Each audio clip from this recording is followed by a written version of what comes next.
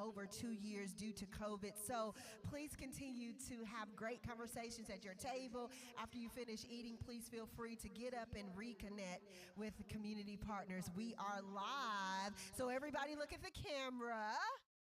We are live stream right now on our YouTube page. So thank you guys so much. And in 5 to 10 minutes, we will get started. So please enjoy yourselves.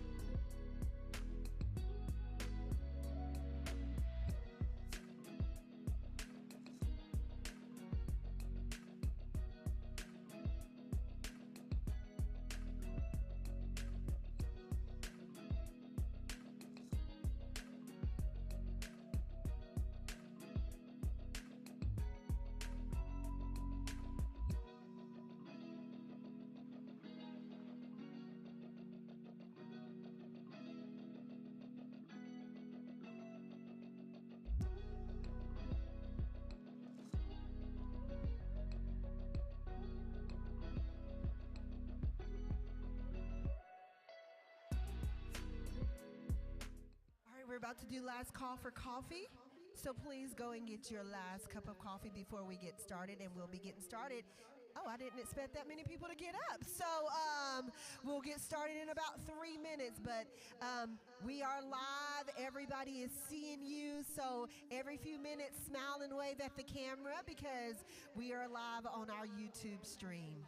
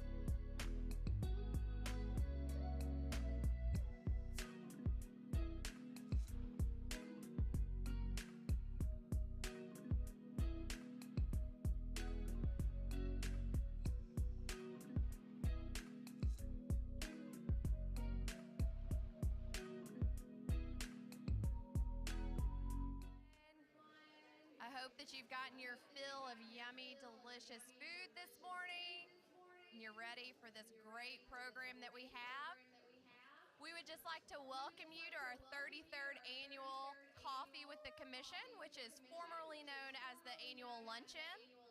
We are so excited for the event this year, and we have so many of you here in person. It's amazing and wonderful to see your faces.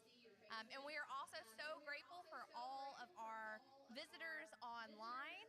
I think last count I heard we had 54 people online right now, so make sure you're all waving and saying hi to everybody at their offices or at their homes. We just thank you all for joining us. We have a great program today, and we just appreciate each and every one of you and the collaboration that we all do in this wonderful community. With that being said, there is a lot going on in the world right now, and so I would really appreciate it if you would join me in a moment of silence.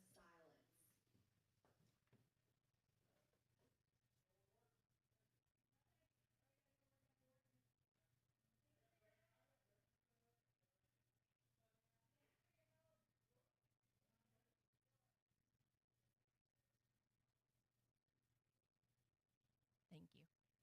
And if you would all stand for the Pledge of Allegiance. Thank you.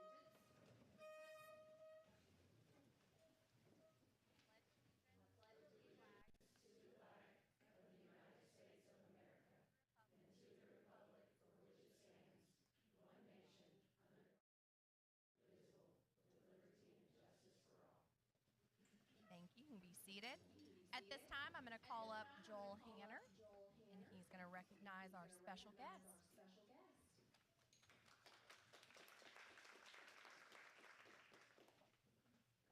Good morning, everybody. I'm Joel Hanner, Secretary. So if you don't mind, I want to recognize our special guest today. So look around at your table. Kind of get an idea of who's sitting at your table. And after that, look around the room. And you are our special guest today. So everybody give yourself a hand. All right.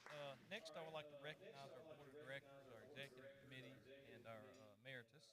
So it's actually on the back of your agenda. So I'll just go through names here. So you just met our president, Krista Gilmore, Dr. Heath Hooper, president-elect. And if you don't mind, I'm sorry, please stand when I call your name. Dr. Stephanie Montgomery is our treasurer. Of course, Joel Hanner, I'm your secretary. And Greg Wooten is the past president. And LaDonna Collins, of course, you know, is our executive director.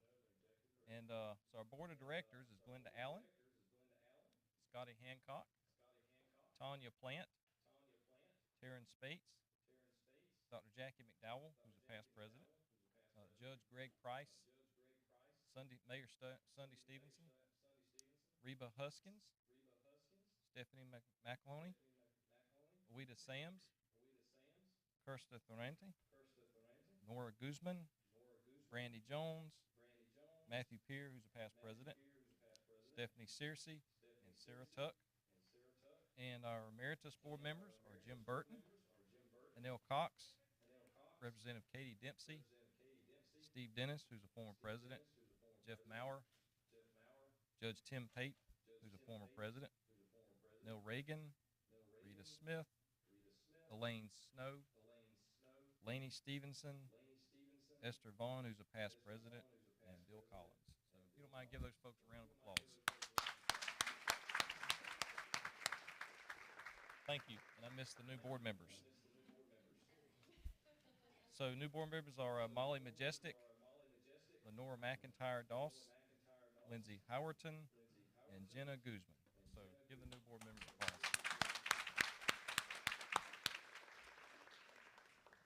And with that, I'll turn it over to Mr. Bill Collins.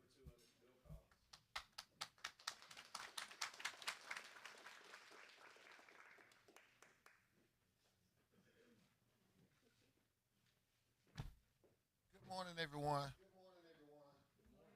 For you guys that don't know Bill Collins, I'm probably going to be always the one to come in a little late.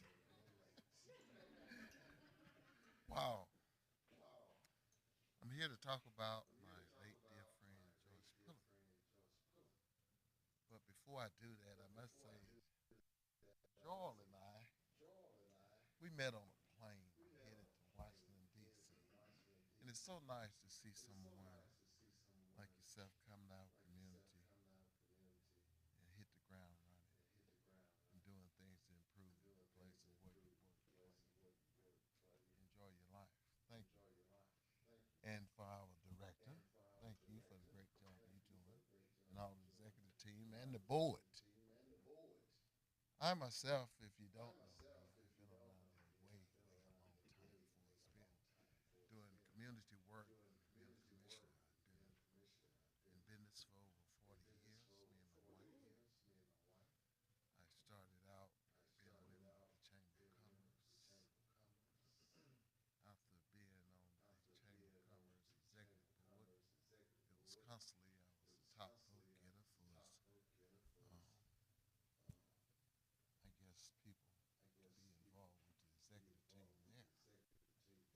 And then I got a visit from the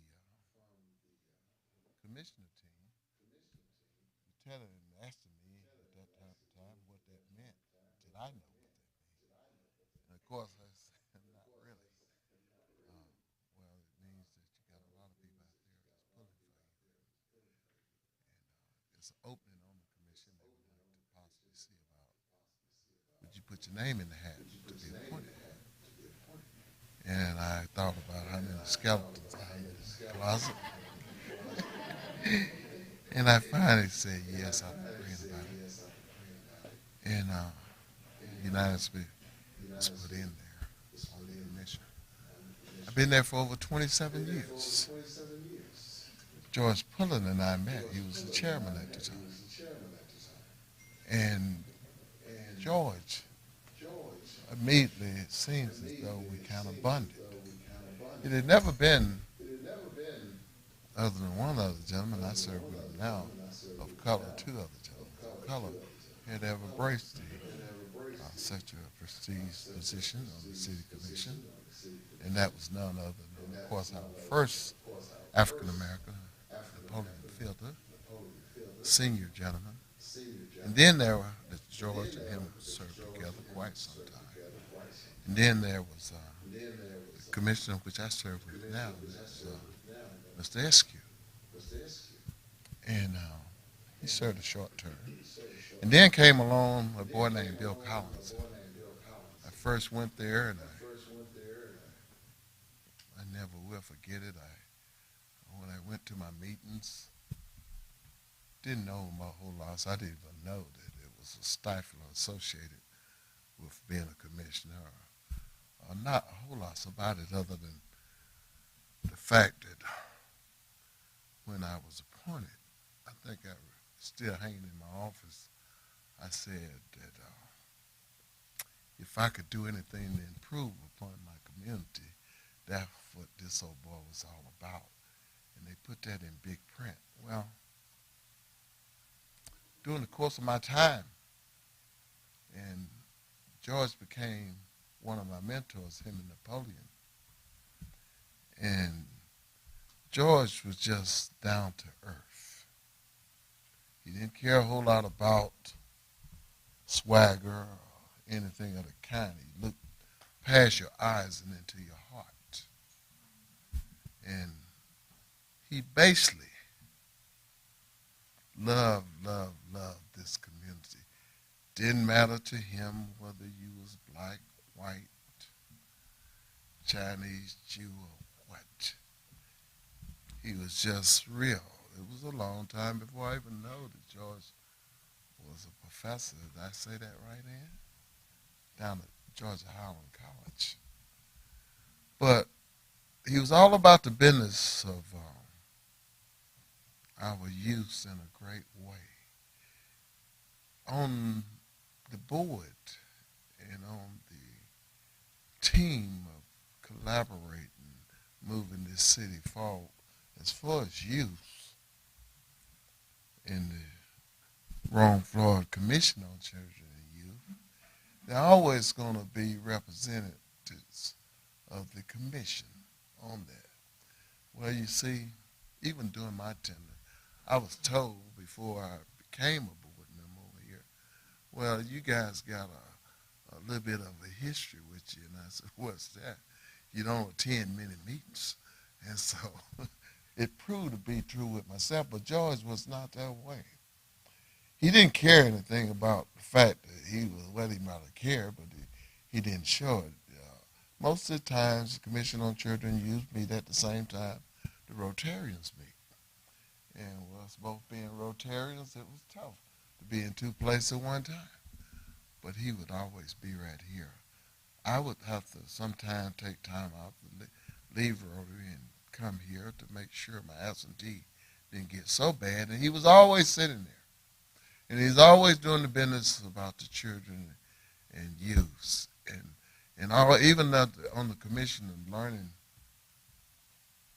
up under him, it was always his votes as well as his debates and things of that nature. It had everything to do with building our community, whether it be in areas that was predominantly white or whether it would be in areas that were predominantly black. It didn't matter to him. And then there was opportunities where George would invite me and my wife. And we would sit down with Ann and him and have a glass of wine and break bread and just fellowship. We traveled a lot of places together. A lot of places. We was always going across this here country, bringing ideas back to see what we could do to improve upon our communities. He was a really giant. He cared. He pushed me in a bunch of ways to be the best that I could be. It was always service above self. He just cared. I am proud to have served with such a giant. When George fell sick, it just so happened when Ann called me, he was on the way to the hospital. It was ironic. I was already there.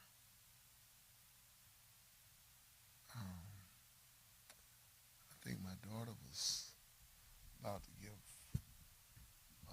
birth to my second born. Happened to be at the hospital. Oh, I guess I got that occasion right. But I went down and sat with Ann and did all I could and seen George to be a comfort to her and the rest of the family. But know this about George Pullen. He wouldn't have wanted anything else but to see the work that he was a part of be carried on to further benefit our youth in this time and in this place of the city of Rome. He wanted to see all youth become great young ladies and great young men. And thank you for carrying out George's legacy by doing all you do in the city of Rome. I served with Ann on the Downtown Development Authority for many, many years. And you've done an outstanding job with that. I'll leave you with one story that George and I shared. I never will forget Ann and George we was boarding a bus the back of City Hall, and me and Faith was there, and we was headed, I think, to Philadelphia. And before we left there, I had got my reservation orders, and they was Holiday Inn Express. And Holiday Inn Express was just being born, y'all. And I say to George, I said, George, where you guys staying at? And he said, well, I don't really know. Some probably big 4-star hotel when we get there. He said, where you staying at? I said, Holiday Inn Express. I said, what is that? He said, well, I can tell you one thing. You'll be drinking your coffee out of a styrofoam cup. He was I was not the smartest guy in the class. But one thing I was taught, and he did do for me, was to stay in your classes, learn all you can learn, so you can continue the work that you have already started. He said to me things like, it meant such a great deal to me, that I'm going to send you down, and they got etiquette classes at GMA. And I said, well, okay, let's see what that's about. You see, when I came on the commission, I was wearing blue suits, I would have on blue shoes. If I wore a red suit there, I would have on red shoes. When you sit at the tables to eat with all these dignitaries, it was always an effort to make sure you picked up the right fork or the right spoon or the right dessert fork or spoon. He lent me these tools to tell me about them because he knew, probably way before I did, that you got a lot of work to do, Bill Collins. And it's good that you should be properly tuned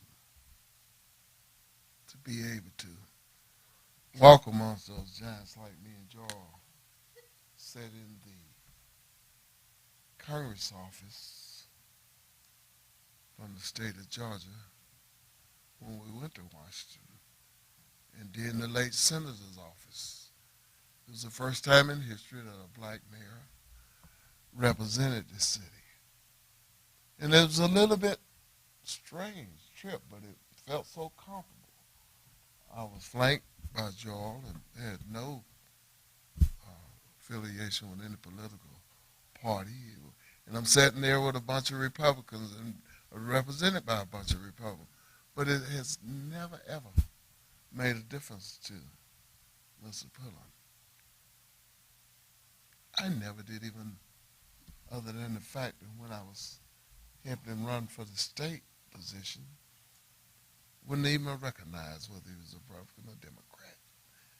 He said to me in a group of people that he was speaking just like this, I knew Bill Collins was going to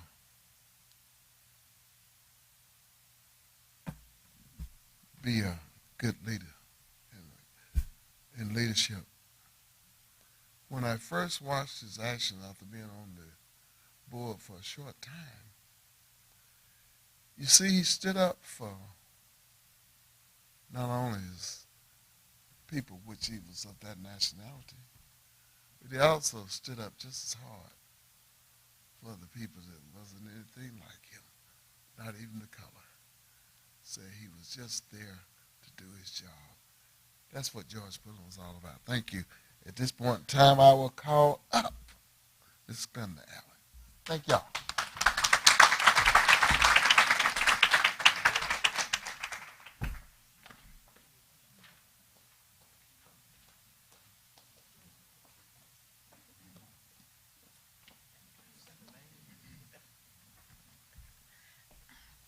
Good morning.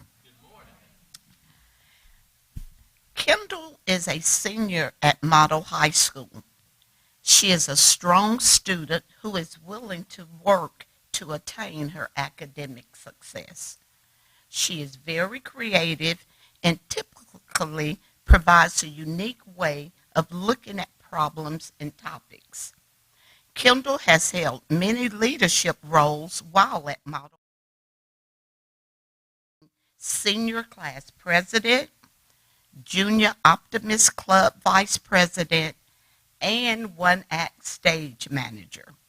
She has earned a 4.0 grade point average and currently shares the #1 ranking with 15 other students out of her graduating class of 145. Kendall has challenged herself through rigorous courses in high school that includes honors, advanced placement, and dual enrollment. She has completed her AP Capstone Seal, which includes AP Seminar and AP Research classes that require the completion of a research project and of scoring of 3 or higher on multiple AP exams. Kendall has attained academic success while having vital roles in many extracurricular activities at Model and gaining work experience at a local restaurant. Her outstanding community service event was orchestrating a food drive at Model. She has an extensive list of community volunteers experience, from volunteering at Floyd Medical Center this past summer to helping to keep the school grounds clean through the campus cleanup, to building a float for the Rome Christmas Parade for the nonprofit organization Summit Quest. The 2 community service projects that stick out to Kendall or when she passed out Valentine's Day cards to senior citizens and giving gift baskets to the custodian staff at Model High School. She stated it warmed her heart and made her realize how much she loves helping people and seeing them smile. We are so proud to announce Miss Kendall Burns as the 2022 Youth George Pullen Community Leadership Award winner. Let's give her a hand.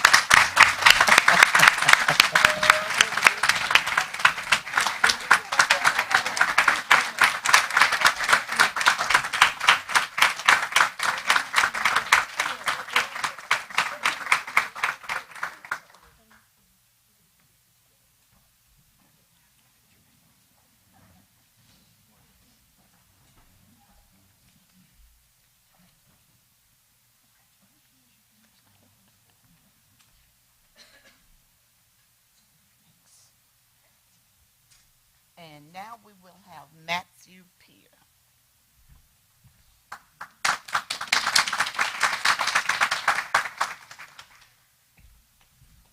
Good morning. Congratulations, Kendall. I'm here to present the 33rd, the George Pullen Community Leadership Adult Winner Award to Mr. Jeff McEver. Jeff is an individual that genuinely cares about those around him. As a husband, dad, son, friend, mentor, and physician's assistant, he shows that he cares about all people that he's in contact with. Randy Jones, a board member, states the following: I have been fortunate to cross paths with multiple people that have had Jeff as their provider, and they have told me how he has encouraged them, not only at his job, but also during his personal time. Jeff provides encouragement for our county's youth. He spends time volunteering to mentor boys at the Open Door Home. He goes above and beyond, taking these kids to experiences like basketball games, but also spending time digging into their lives and showing them that someone cares. He has spent numerous hours to help establish 3 Circles Foundation in Floyd County, a 501c3 nonprofit organization whose mission is to see each and every youth, especially from hard places, fully embraced. Jeff provides these guys with outdoor adventure, teaching them about service to others, and equipping them with skills they can use in the future. He makes a difference in our community because the ones around him know that what he does is from his heart. We are pleased to announce Mr. Jeff McEver as the 2022 Adult George Pullen Community Leadership Award. Please stand with me as we welcome Jeff to the stage.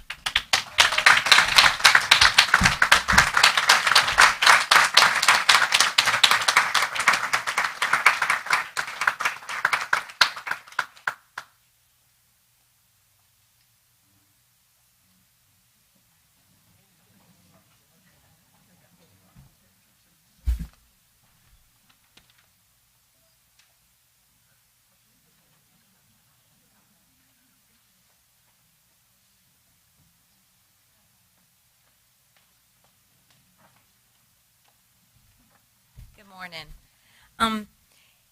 During 2021, the Commission provided over $30,000 in monetary and tangible resources to local youth and family-serving nonprofit organizations. We provided over $13,000 in mini grant funds. At this time, I would like to recognize the mini grant recipients and ask them to please step forward as I call your name. First Readers of Floyd County, Anna K. Davey Elementary School, Rome Floyd YMCA at Restoration Rome, South Rome Early Learning Center, Exchange Club Family Resource Center, A Teen's Choice, Open Door Children's Home, Floyd County CASA, Floyd Against Drugs, Rome City Schools College and Career Academy, Greater Rome Toys for Tots, and the Boys and Girls Club of Northwest Georgia.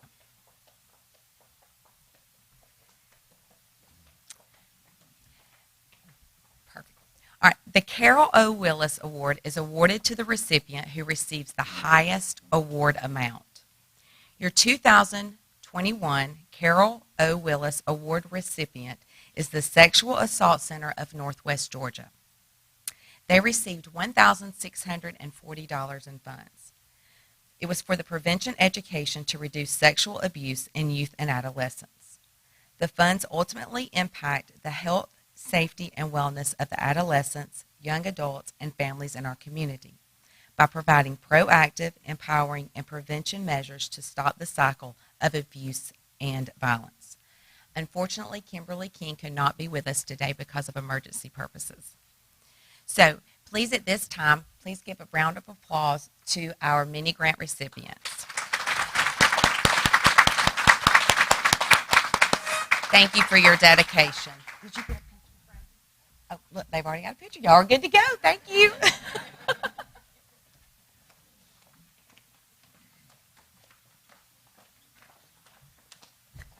Let's give our 2021 recipients a round of applause one more time.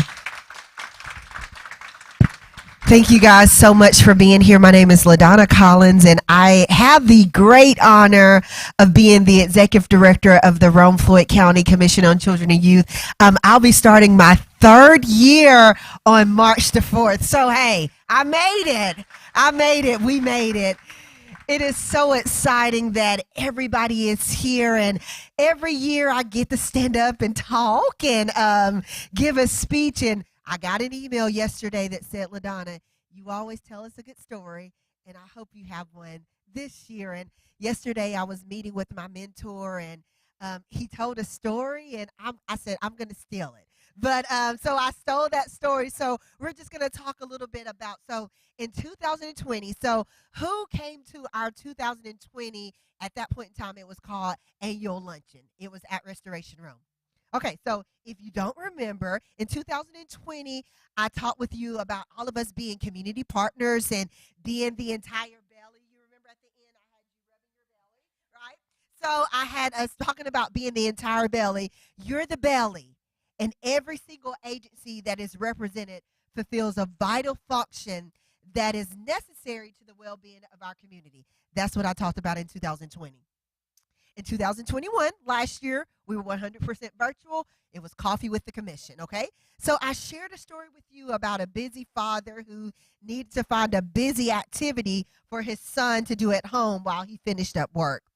The father ripped up a magazine cover that had a picture of the world on it, and this father said, parents, guardians, you're like me. Like he said, I'm going to have this activity for my son to do, and it's going to take about 45 minutes. Did it take 45 minutes? No, it took 10 minutes, right? So this father is like, there is no way that you got this activity done in 10 minutes. So the father went and looked, and he was surprised. He said, how in the world did you get all these hundreds of pieces of paper shredded in 10 minutes, put together as a puzzle? And the son said, Daddy, it was really, really simple. I turned the pieces over, and I realized that there was a picture of a man on the back. And he said, once I put man together, the picture of the whole world came together. And that's how we survived. So Over the past 2 years, we've been living in a world of known and unknown, and we've been wading through uncharted waters. So the story of us being the entire belly helped us navigate through the unknown of COVID, and the story of the little boy putting the pieces together one piece at a time enabled us to live through what we now know as our, new normal. But how do we as community partners continue to chart our course when we're living in a new space? We've all been doing it. So I'm not too much of a Star Trek fan, but I'm not, right? Do I look like that type of person? No, I'm not. But a few weeks ago, I found myself watching Star Trek, and I watched the 1982, and I was born in 1982, so it was far-fetched for me, but I watched the 1982 Wrath of Khan episode. Any Star Trek fans in here? Okay, so we got 1, 2, 3, 4. Okay, so we got 5, and I'm 6, right? So we got 6 Star Trek fans. So in this episode, Mr. Spock is half human and half Vulcan. And the ship that they live on is called the Enterprise. So the Enterprise is in imminent danger of destruction due to a highly radioactive substance. Is that right, my Star Trek fans? Okay, so since Mr. Spock is half human and half Vulcan, he can inhale the substance long enough or longer than the average human, so we wouldn't be able to be alive. So Spock goes in to restore the warp power in the engine room. So he repairs the warp drive, and the Enterprise escapes the explosion, saving over 400 crew members, which forms a new planet. So before dying of radiation poisoning, Spock urges Kirk to not grieve his death. This is what he says: the needs of the many outweigh the needs of the few.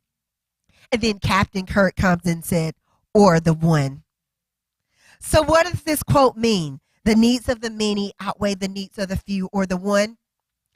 Have to do with everyone in this room or those watching through our YouTube live stream. Let's wave to them over there. After what we've all experienced over the last 2 years, we've all come accustomed to thinking about what's better for the majority. Whether it be, do we hold our meetings, or how do we work with the families that we work with? We've taken into consideration, do we have in-person or virtual meetings? Do we just feed this one family that we work with, or do we go ahead and feed the whole core group? Can we house more people here, or do we just do this for the small? I've had the great pleasure of working with all of you in some kind of capacity, whether it be in person or through another partner, and I get to hear how all of you flow in your needs of the many outweigh the needs of the few. So these are the decisions that you've made that depict this infamous Mr. Spock quote. First Readers of Floyd County partnered with Floyd Medical Center, now known as Atrium, to improve child literacy by providing books from birth to age 5 over every month to build an in-home library. That's how you met the needs of the many. Floyd County CASA partnered with Harbor House to recruit volunteers for their court-appointed special advocate program. The Open Door Children's Home worked with Hospitality House to host a program for the youth that they call Break the Cycle, which is used to inform and equip teens to recognize the signs of abuse. The Boys and Girls Club of Northwest Georgia uses the summer months to provide educational resources to prevent learning loss. They also saw a need for where their children and their coworkers needed mental health and wellness support. So we're so excited that the Boys and Girls Club is now, in the next couple of months, going to be offering a mental health and wellness support for the youth that they work with on a daily basis. Thank you so much. The South Rome Early Learning Center partners with the South Rome Alliance, Berry College, to provide kinder music for the children that they work with, the little 32 3-year-olds. Floyd Against Drugs partner with Advent Health, what we know now as Redmond, and other agencies to host drug drops. Do you guys know how important that is to host those drug drops? And on March the 26th, 2022, they'll be hosting a Teens Day Out, so you'll hear more information about that. The YMCA at Restoration Rome partners with Restoration Rome to host the Learn, Grow, and Thrive program, and this touches thousands of families. Both Floyd County schools and Rome City schools graduation rates tops the state average. That is something for us to be excited about. The Exchange Club Family Resource Centers partnered with both the Floyd County DFACS, RISE, the Ruth and Naomi House to provide parent aid support. Rome City Schools College and Career Academy has a food pantry that feeds thousands of families throughout the year, and this program is called Helping Hands. The Sexual Assault Awareness Center partners with both school systems to provide the Speak Up program to over 2,500 7th and 8th graders. Let's all pray for Kim. That's probably why she's not here today. No, just joking. A Teen's Choice holds a book club for teenage girls and provides self-worth and esteem class lists on a weekly basis. Thank you so much, Ms. Sierra. Greater Rome Toys for Tots provides toys for over 3,000 families every single year. Thank you so much, Toys for Tots. Anna K. Davey also has a food pantry that provides foods to students that could possibly go home to a home with no food every single day. Over the weekend, Elevation House moved into their new space at Serve Rome. They serve the needs of the many by moving from their first home to a bigger home that will enable them to increase their capacity. They can now serve more members, increase job training skills, develop member or operated enterprises, and collaborate with others that are on site. Last week, the community showed up in numbers to help with this year's point-in-time county and outreach event with the Davies Shelter. Thank you so much. Many walked around in the pouring rain to talk with and provide supplies to our local unsheltered neighbors. Restoration Rome is near the end of their construction, and they will be able to support more families within the services that they are already providing. In the next couple of months, Restoration Rome will have a health service and health center that is available to anyone in the community. So much support has been provided by countless other providers, such as Destiny Independence USA, Floyd County Parent Accountability Court. They recently held a graduation. And a year ago, yesterday, we, the Rome Floyd County Commission on Children and Youth, piloted Books, Barbers, and Beauticians, which is a childhood literacy initiative. We set up book nooks in local barbershops, beauty salons, and hair braiding shops to encourage children to read when they're receiving hair care services. The more they read, the more incentives they get. To date, participants have read over 500 books. That is something to be excited about. We're so thankful for the support from AmeriGroup. Thank you so much, AmeriGroup. We also hosted the Little Black Dress Impact in August, the hottest month of the year, which is a week-long awareness campaign where over 200 people in Rome wore the same black dress or outfit for 5 days in a row without washing it. I will say that again because you heard me correctly. A week long, over 200 people in Rome wore the same black dress or the same black outfit for 5 days in a row without washing it. This illustrated the impact of limited resources, generational poverty, and trauma that we often ignore. And we're about to start meeting. Oh yes, this is something that I'm really, really excited about. We're about to start meeting about a program called Handle with Care. Handle with Care is if there's a traumatic event that happens in the evening or at night and a child is on a scene, the law enforcement officer that is on duty, they will get the child's information, and immediately that next morning they will call the school system and let them know that Jane Doe handled with care, nothing more and nothing less. That will allow our schools to be prepared to let that baby sleep a little extra, to give that baby a pillow, to get that student a bye so they don't have to, they can go to sleep in class. These are the things that every single person in this community is doing. And in all of this, you have directly met the needs of over 5,000 children, youth, and or families. Indirectly, you have touched every child in Rome and Floyd County and the city of Rome. That is where you have met the needs of the many. So, however, we still run into issues with our lowered child abuse and neglect numbers per our Kids Count data and our local data that we received from Lindsay at Department of Family and Children's Services. We know where our solutions lie, and they lie right here in this room.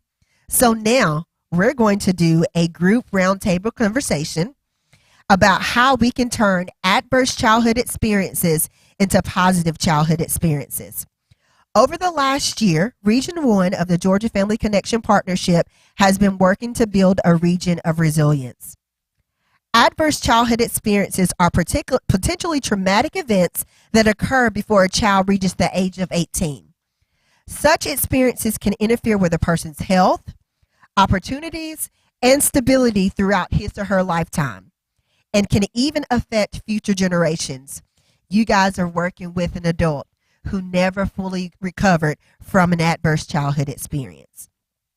However, we want to focus our attention on opportunities.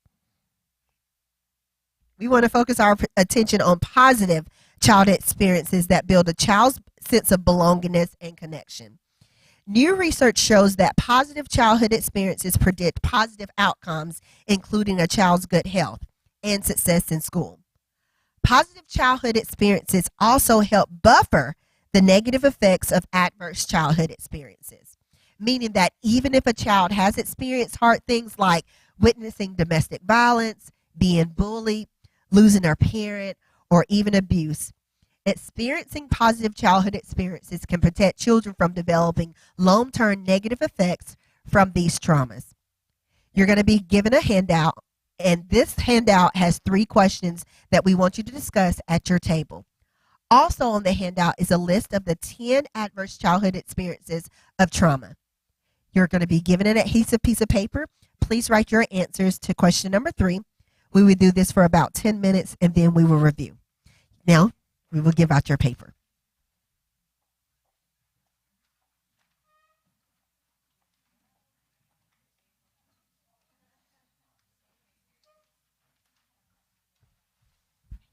You guys didn't know we were...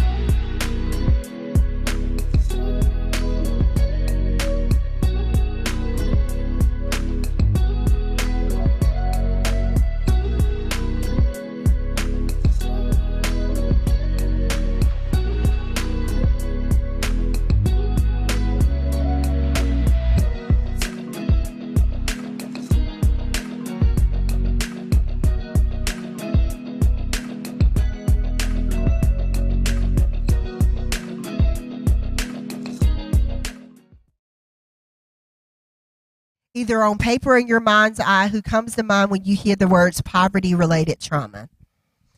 Then, with these 10 adverse childhood experiences, do you think one of these is a contributing cause of poverty-related trauma? And these are those 10 things at the bottom. Then finally, your third question is, what are the underlying needs that causes poverty-related trauma, and what can we do to address them? So you are the solution in this room.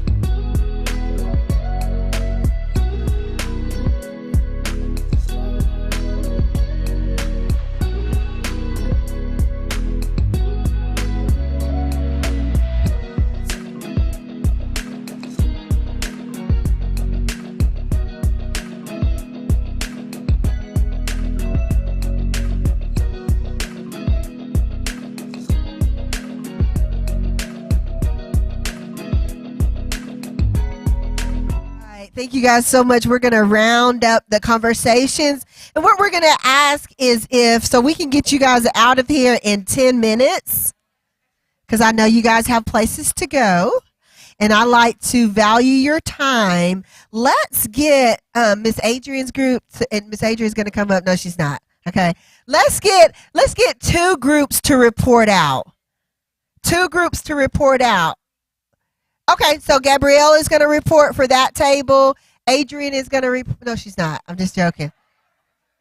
Adrian is blushing. Okay, we totally do not have to have 2 groups report out. That way we can get out 2 minutes earlier. Okay, so we're going to have this group in the back report out. And these are some good quality questions. You guys, this is Gabrielle Hawkins Stewart. She is the Georgia Family Connection Region 1 manager. So she's my manager for Region 1. So Gabrielle drove all the way from Alpharetta this morning to get here. So let's welcome Gabrielle. All right, so Gabrielle, you're more than welcome to come up here, or you can talk back there. Sure.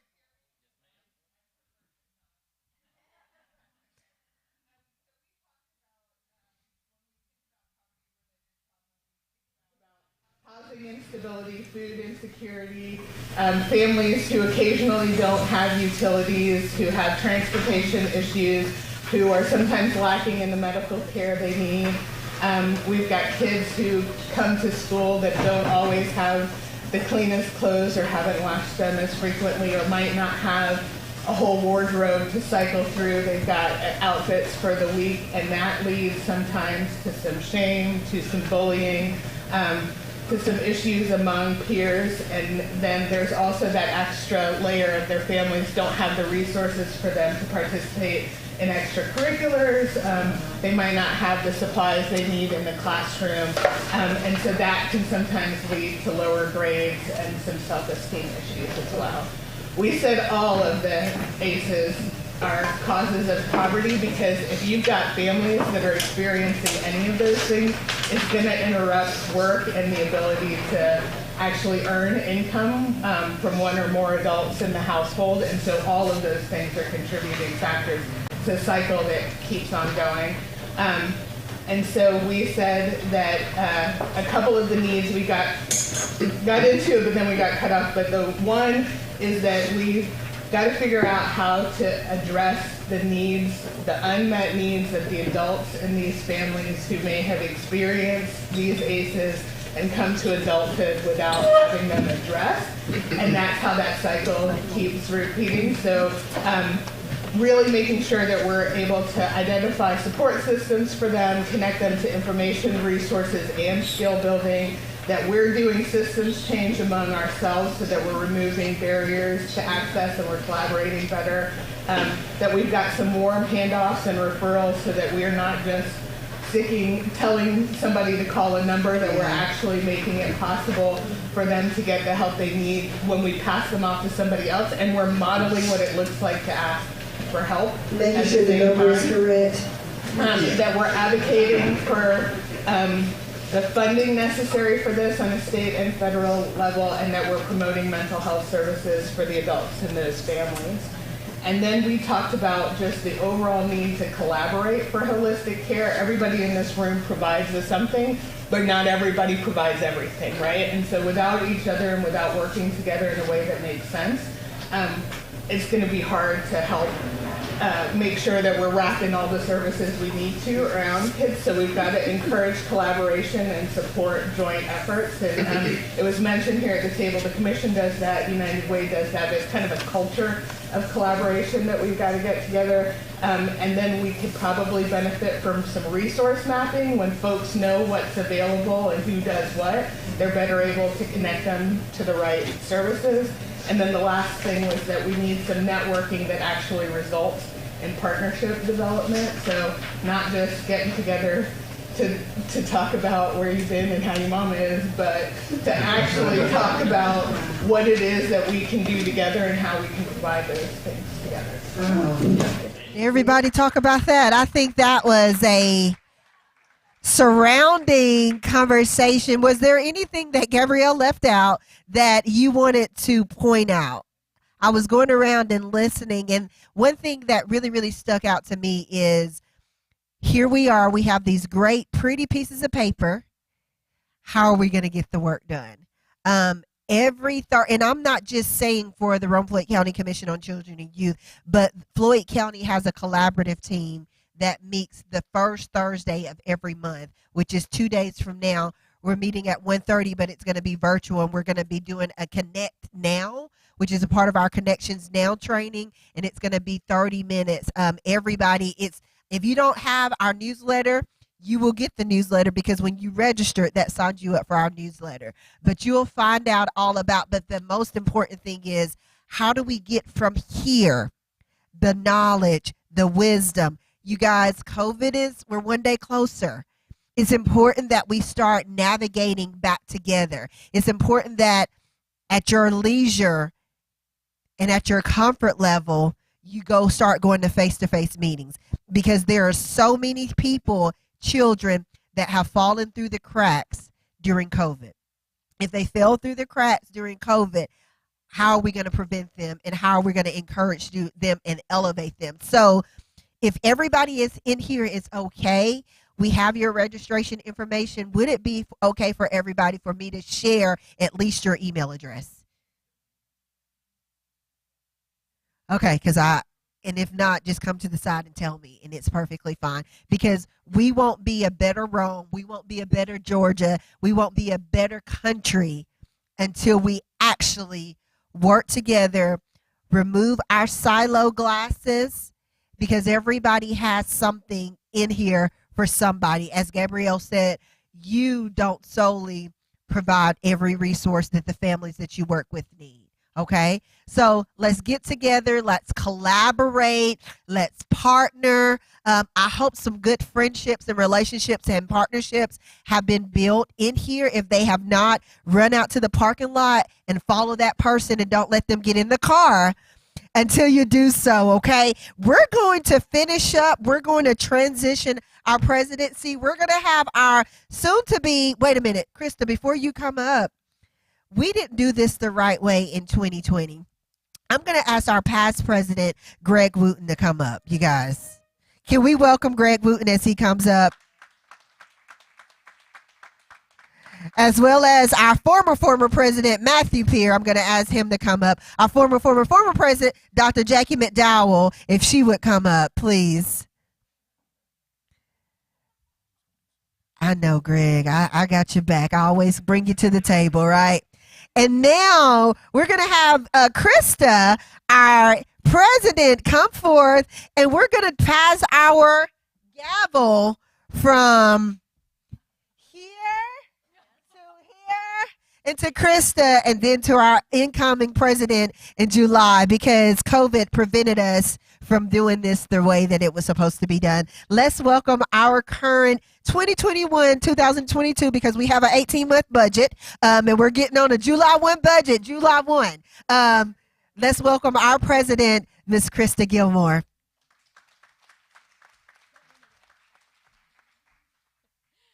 Thank you all so much. So I guess we're going to start with Jackie. She's going to pass the gavel to Matthew. He's going to pass it to Greg. Thank you, Greg. And it is now my honor and my pleasure to pass it to my good friend, Dr. Heath Hooper, who will be joining us in July.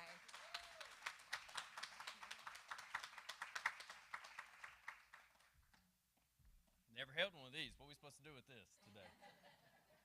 We're not going to bonk anybody on the head, though, that's for sure. So, what a great day. What a great opportunity it is to be a part of the commission, be a part of this event today. I'm just excited. You saw the leadership that was up here, and that is some community leadership there. That is some great individuals that have made an impact within different sectors of the community. And Krista, she's got a few more months left.